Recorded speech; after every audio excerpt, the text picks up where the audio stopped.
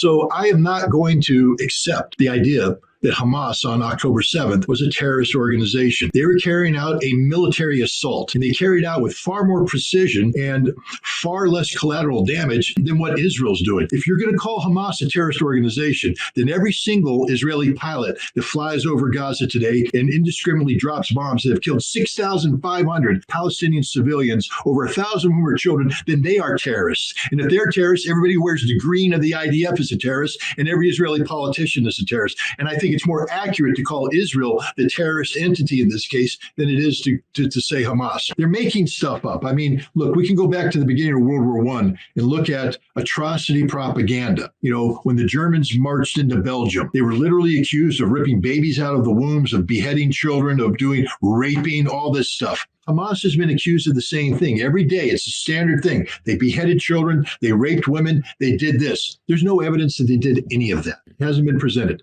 You might find a one example here or one example, but from a policy standpoint, in fact, there's overwhelming evidence that Hamas, being a very fundamentalist Islamic organization, they actually treat women with respect. Imagine that. All the women hostages have said they treated us with respect. They gave us medical care. Now, the people say, well, that's just propaganda, Scott. I don't know. But until you find a narrative that counters that, that's the one that we have documented, not by Hamas saying it, but by the hostages themselves, about the people that were held by Hamas. Everybody who died, when it becomes documented, when they do the investigation, because every one of those bodies had an autopsy done on it.